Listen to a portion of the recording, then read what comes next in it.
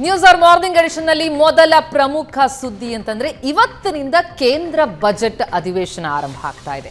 August 12ರವರೆಗೂ ಕೂಡ ಈ budget ಅಧಿವೇಶನ ನಡೆಯುತ್ತೆ. ನಾಳೆ ಪ್ರಧಾನಿ ಮೋದಿ 3.0 ಸರ್ಕಾರದ ಬಜೆಟ್ ಮಂಡನೆಯಾಗ್ತಾ ಇದೆ. ಮೊದಲ ಬಜೆಟ್. ವಿತ್ತ ಸಚಿವೆ ನಿರ್ಮಲಾ ಸೀತಾರಾಮನ್ ನಾಳೆ ಬಜೆಟ್ ಅನ್ನು ಮಂಡಿಸುತ್ತಾರೆ. ಸತತ 7ನೇ ಬಾರಿಗೆ ಬಜೆಟ್ ಮಂಡಿಸಲಿದ್ದಾರೆ ನಿರ್ಮಲಾ ಸೀತಾರಾಮನ್. ಬಜೆಟ್ ಮೇಲೆ ಬೆಟ್ಟದಷ್ಟು ನಿರೀಕ್ಷೆಗಳನ್ನ ಜನ ಹೊಂದಿದ್ದಾರೆ. ಹೀಗಾಗಿ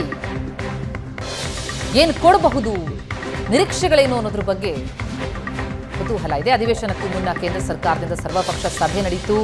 ಸರ್ವಪಕ್ಷ ಸಭೆಯಲ್ಲಿ ಉಭಯ ಸದನಗಳ ನಾಯಕರೊಂದಿಗೆ ಚರ್ಚೆಯಾಗಿದೆ. ಅಧಿವೇಶನ ಸುಗಮವಾಗಿ ನಡೆಸಿಕೊಡಿ ಅಂತ ಮನವಿ ಮಾಡಿದ್ದಾರೆ.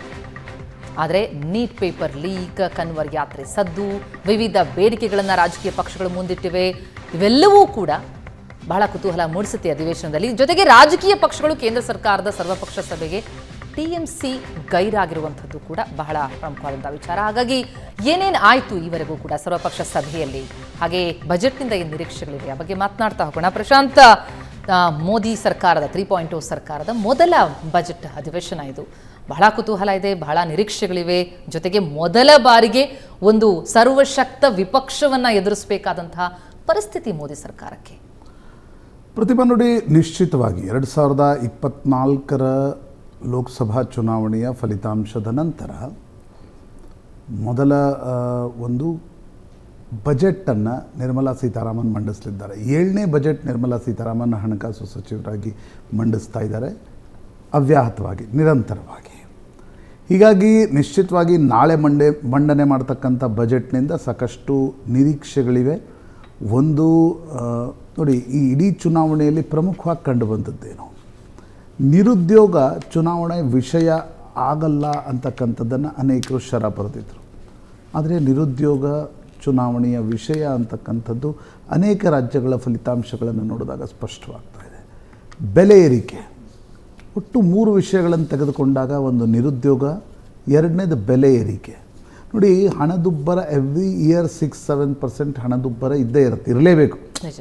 ಒಂದು ಹೆಲ್ದಿ ಎಕಾನಮಿಯನ್ನು ತೆಗೆದುಕೊಂಡಾಗ ಹಣದುಬ್ಬರ ಇರಲೇಬೇಕು. ಆದರೆ ಜೀವನಾವಶ್ಯಕ ವಸ್ತುಗಳ ಬೆಲೆ ಗಗನಕ್ಕೆ ಏರಿರ್ತಕ್ಕಂಥದ್ದು. ಪ್ರಮುಖವಾಗಿ ಸ್ಟಾರ್ಟ್ ವಿತ್ ಸಿಲಿಂಡರ್.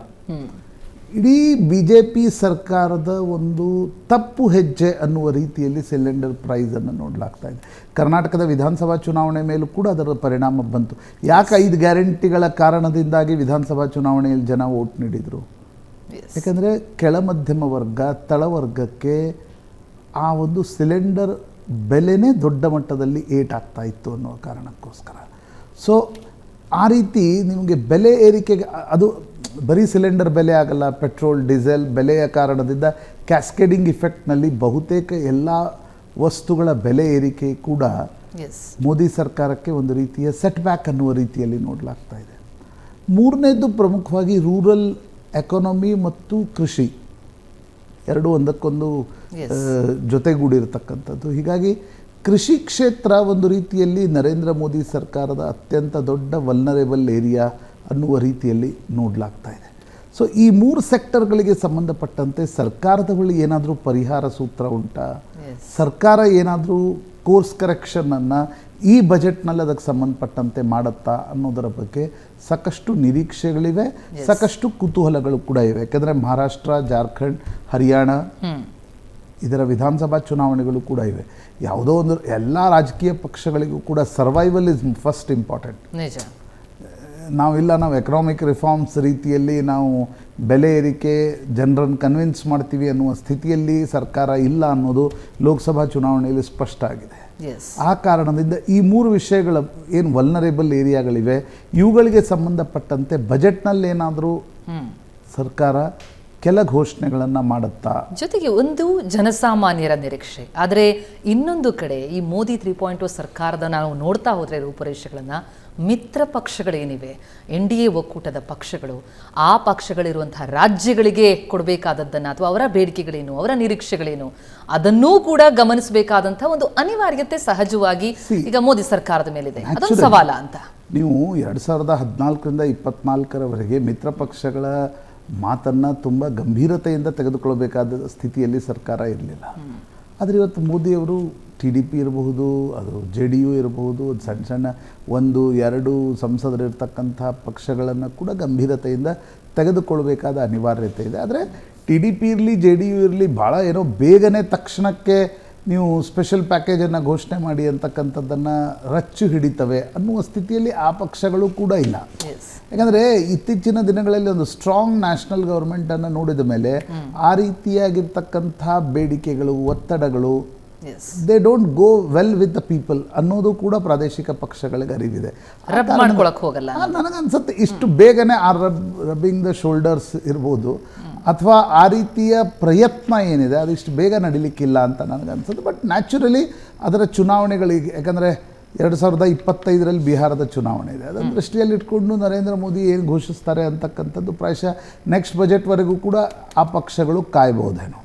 ಮೂರನೇ ಪ್ರಮುಖವಾಗಿರ್ತಕ್ಕಂಥ ಅಂಶವನ್ನು ಈ ಇಡೀ ಮೋದಿ ಸರ್ಕಾರದ USP ಏನು ಆರ್ಥಿಕವಾಗಿ ನೋಡಿದಾಗ, ಕೆಪೆಕ್ಸ್ನ ಸ್ಪೆಂಡಿಂಗ್ ಏನಿದೆ ಅಂದರೆ ಸರ್ಕಾರ ದೊಡ್ಡ ಮಟ್ಟದಲ್ಲಿ ಮೂಲಭೂತ ಸೌಕರ್ಯಗಳಿಗೆ ಉತ್ತೇಜನ ನೀಡುವ ದೃಷ್ಟಿಯಿಂದ ದೊಡ್ಡ ಮಟ್ಟದ ಸ್ಪೆಂಡಿಂಗನ್ನು ಮಾಡ್ತು. ಅದರ ಇಫೆಕ್ಟನ್ನು ಕೂಡ ನಾವು ನೋಡ್ತಾ ಇದ್ದೀವಿ. ರಾಷ್ಟ್ರೀಯ ಹೆದ್ದಾರಿಗಳು ಗಣನೀಯ ರೀತಿಯಲ್ಲಿ ಮಿರಾಕಲಸ್ಲಿ ರಾಷ್ಟ್ರೀಯ ಹೆದ್ದಾರಿಗಳ ಜಾಲ ದೊಡ್ಡದಾಗಿದೆ. ರೈಲ್ವೆಯಲ್ಲಿ ದೊಡ್ಡ ಮಟ್ಟದ ಸುಧಾರಣೆಗಳನ್ನು ನಾವು ನೋಡ್ತಾ ಇದ್ದೀವಿ. ವೈಮಾನಿಕ ಕ್ಷೇತ್ರದಲ್ಲಿ ಉಡಾನ್ನ ನಂತರ ವೈಮಾನಿಕ ಕ್ಷೇತ್ರ ಬಹುತೇಕ BCT CCTsಗಳಲ್ಲೂ ಕೂಡ ಏರ್ಪೋರ್ಟ್ಗಳು, ಅಲ್ಲಿಂದ ವಿಮಾನ ಹಾರ್ತಕ್ಕಂಥದ್ದನ್ನು ನಾವು ನೋಡ್ತಾ ಇದ್ದೀವಿ.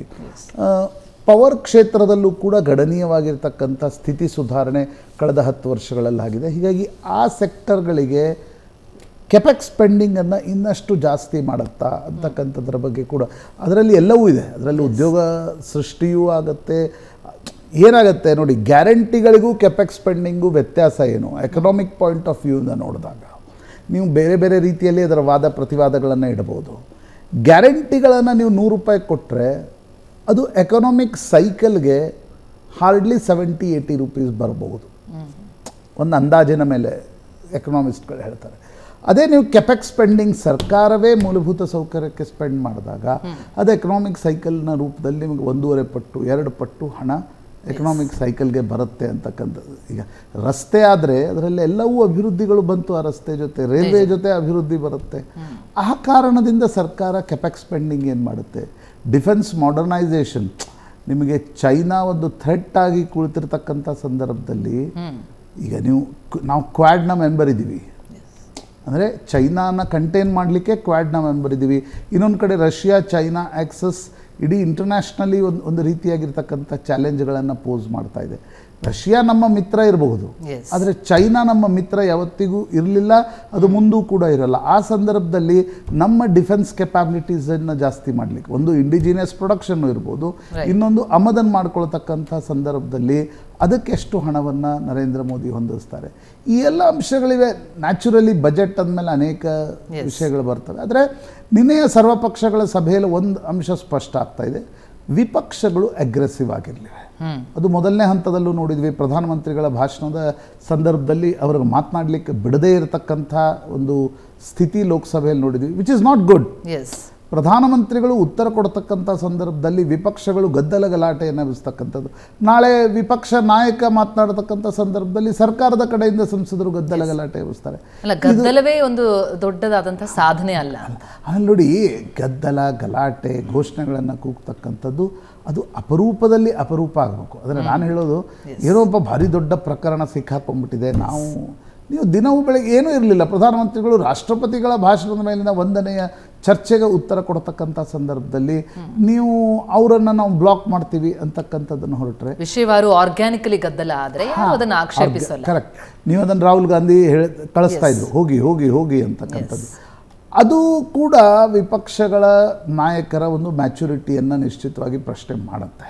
ಹಾಗಂತ ಪ್ರಧಾನಮಂತ್ರಿಗಳು ಕೂಡ ಈಗ ರಾಹುಲ್ ಗಾಂಧಿಯನ್ನು ಬಾಲಕ ಬುದ್ಧಿ ಅಂತಕ್ಕಂಥದ್ದನ್ನು ಕರೆಯೋದನ್ನು ನೀವು ಸಮರ್ಥನೆ ಮಾಡ್ಕೊಳ್ಳೋಕ್ಕಾಗಲ್ಲ. ನನಗನ್ಸುತ್ತೆ ಎರಡೂ ಸರ್ಕಾರದ ಕಡೆಯಿಂದ ಇರಲಿ, ವಿಪಕ್ಷಗಳ ಕಡೆಯಿಂದ ಇರಲಿ, ಚರ್ಚೆಯ ಸ್ತರವನ್ನು ಏರಿಸ್ತಕ್ಕಂಥ ಒಂದು ಗಂಭೀರ ಪ್ರಯತ್ನ ಆಗಬೇಕು ಅಂತ ನನಗನ್ಸುತ್ತೆ. ಅದರ್ವೈಸ್ ಏನಾಗುತ್ತೆ ಪ್ರತಿಮಾ ಅಂತಂದರೆ, ನೀವು ಆ ಚರ್ಚೆಯ ಸ್ತರ ಕೆಳಗಡೆ ಹೋದಂತೆ ನಿಮ್ಮ ರಾಷ್ಟ್ರೀಯ ರಾಜಕಾರಣ ಇರಲಿ, ಅದರ ಮುಂದಿನ ರಾಜ್ಯದ ರಾಜಕಾರಣಗಳಲ್ಲಿ ಅದರ ಸ್ತರಗಳು ಕೂಡ ಕಡಿಮೆ ಆಗ್ತಕ್ಕಂಥ ಸಾಧ್ಯತೆಗಳಿರ್ತವೆ. ವಿಪಕ್ಷಗಳು ಈಗ ನೀಟ್ ಪೇಪರ್ ಲೀಕ್ ಒಂದು ದೊಡ್ಡ ಹಗರಣದ ರೀತಿಯಲ್ಲಿ ನಡೆದಿದೆ. ಹಜಾರಿಬಾಗ್ದಿಂದ ಶುರುವಾಗಿದ್ದು ಬಿಹಾರ, UP, ಹರಿಯಾಣ, ಗುಜರಾತ್ನವರೆಗೆ ಅದರ ಕಬಂಧ ಬಾಹುಗಳು ಚಾಚಿವೆ. ಪೇಪರ್ ಲೀಕ್ಗಳು, ಅದನ್ನು ಸರ್ಕಾರ ಕಂಟೈನ್ ಮಾಡಲಿಕ್ಕೆ ಆಗ ಸಾಧ್ಯ ಆಗಲಿಲ್ಲ. ಮತ್ತು ಆಗಿನ ಒಟ್ಟು ನೀಟ್ ಪೇಪರ್ ಲೀಕ್ ಹಗರಣದ ಸಂದರ್ಭದಲ್ಲಿ ಸರ್ಕಾರ ತಕ್ಷಣಕ್ಕೆ ಆ್ಯಕ್ಷನನ್ನು ತೆಗೆದುಕೊಳ್ಳಿಲ್ಲ ಅಂತಕ್ಕಂಥದ್ದು ಕೂಡ ಒಂದು ಆಕ್ಷೇಪಣೆ ನಿಶ್ಚಿತವಾಗಿದೆ. ಕಾವಡಿಯ ಹೋಗ್ತಾರೆ. ಯಾರು ಕಾವಡಿಯ ಅಂದರೆ ಈ ಶ್ರಾವಣ ಮಾಸದಲ್ಲಿ ಸಾವನ್ ಅಂತ ಕರೀತಾರೆ ಹಿಂದಿಯಲ್ಲಿ, ನಮ್ಮದು ಶ್ರಾವಣ ಮಾಸ. ಆ ಶ್ರಾವಣ ಮಾಸದಲ್ಲಿ ಈ ದಿಲ್ಲಿ, ಹರಿಯಾಣ, ಮಧ್ಯಪ್ರದೇಶದವರೆಗೂ ಶಿವನ ಮಂದಿರಗಳೇನೆಲ್ಲ ಕಡೆ ಇವೆ. ಆ ಮಂದಿರಗಳಿಗೆ ಗಂಗೆಯ ನೀರನ್ನು ತರಲಿಕ್ಕೆ ಹರಿದ್ವಾರಕ್ಕೆ ಹೋಗ್ತಾರೆ. ಹರಿದ್ವಾರದಿಂದ ಆ ಗಂಗೆಯ ನೀರು ಹೊತ್ಕೊಂಡು ಅಂದರೆ ಪಾದಯಾತ್ರೆ ಹೋಗ್ತಾರೆ, ಪಾದಯಾತ್ರೆ ಬರ್ತಾರೆ. ಆ ಕಾರಣದಿಂದ ಆಗ ಆ ಶಿವಭಕ್ತರು ಊಟ ಮಾಡುವಂಥ ಜಾಗದಲ್ಲಿ ಓನರ್ಸ್ಗಳು ಅಂದರೆ ರೆಸ್ಟೋರೆಂಟ್ ಮಾಲೀಕರು ತಮ್ಮ ಹೆಸರನ್ನು ಪ್ರದರ್ಶಿಸಬೇಕು. ಇಲ್ಲ ಆದಲ್ಲಿ ಅಲ್ಲಿ ವೆಜ್, ನಾನ್ ವೆಜ್ಜು.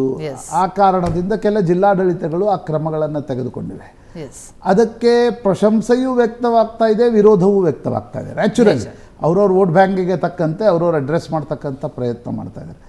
ಆದರೆ ಅದು ಒಂದು ಬಹುಶಃ ಪಾರ್ಲಿಮೆಂಟ್ನಲ್ಲಿ ಇವತ್ತು ದೊಡ್ಡ ಚರ್ಚೆಗೂ ಕೂಡ ಕಾರಣ, ಗ್ರಾಸ ಆಗಬಹುದು ಅಂತಕ್ಕಂಥದ್ದನ್ನು. ಜೊತೆ ಬಜೆಟ್ ಬಗ್ಗೆನೇ ಮತ್ತೆ ಮಾತಾಡೋದಾದ್ರೆ, ತೆರಿಗೆ ಸ್ಲ್ಯಾಬ್ ಅದು ಬಹುಶಃ ಪ್ರತಿಯೊಬ್ಬ ಮಧ್ಯಮ ವರ್ಗದವರು, ಟ್ಯಾಕ್ಸ್ ಪೇಯರ್ಸ್ ನಿರೀಕ್ಷೆ ಇಟ್ಕೊಳ್ಳುವಂಥದ್ದು. ಏನಾದರೂ ಬದಲಾವಣೆ ಆಗಬಹುದಾ, ಅಥವಾ ಎಂದಿನಂತೆ ಬಯಸೋದು ಆದರೆ ಆಗೋದಿಲ್ಲ ಅನ್ನೋದು?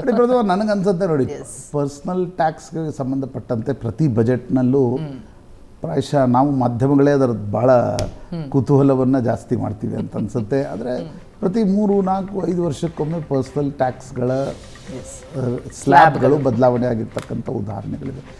ಈ ಬಾರಿ ಈ ಇದಿದೆ ಅಲ್ವಾ, ATCಯಲ್ಲಿ ಒಟ್ಟು ನಿಮಗೊಂದು 50,000ವರೆಗೆ ಹಣ ಹೂಡಿಕೆ NPS ಅಲ್ಲೆಲ್ಲ ಮಾಡಬಹುದು ಅಂತಕ್ಕಂಥದ್ದನ್ನೇನಿದೆ, ಅದು 1 ಲಕ್ಷದವರೆಗೆ ಹೋಗ್ಬೋದು ಅಂತಕ್ಕಂಥದ್ದನ್ನು ಎಕ್ಸ್ಪರ್ಟ್ಸ್ಗಳು ಹೇಳ್ತಾ ಇದ್ದಾರೆ. But I am not sure. ಯಾಕಂದರೆ ಈ ಪರ್ಸನಲ್ ಟ್ಯಾಕ್ಸ್ಗೆ ಸಂಬಂಧಪಟ್ಟಂತೆ ಪ್ರತಿ ಬಾರಿ ನಾವು ಮಾತಾಡ್ತೀವಿ, ಪ್ರತಿ ಬಾರಿ ಒಂದೇನೋ ಅದರ ಬಗ್ಗೆ ಉಲ್ಲೇಖವನ್ನು ಮಾಡ್ತೀವಿ. ಆದರೆ ಸರ್ಕಾರಗಳು ಪ್ರತಿ ವರ್ಷ ಆ ರೀತಿಯಾಗಿರ್ತಕ್ಕಂಥ ಮಧ್ಯಮ ವರ್ಗಕ್ಕೆ ಅದೊಂದು ಆಸೆ ನಿಶ್ಚಿತವಾಗಿ ಇರುತ್ತೆ. ಬಟ್ ನೋಡೋಣ, ನಾಳೆವರೆಗೆ ಕಾಯಲೇಬೇಕಾಗತ್ತೆ.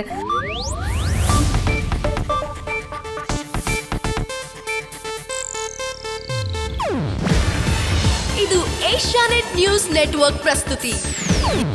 ನೀವು ನೋಡ್ತಿದ್ದೀರಾ ಏಷ್ಯಾನೆಟ್ ಸುವರ್ಣ ನ್ಯೂಸ್.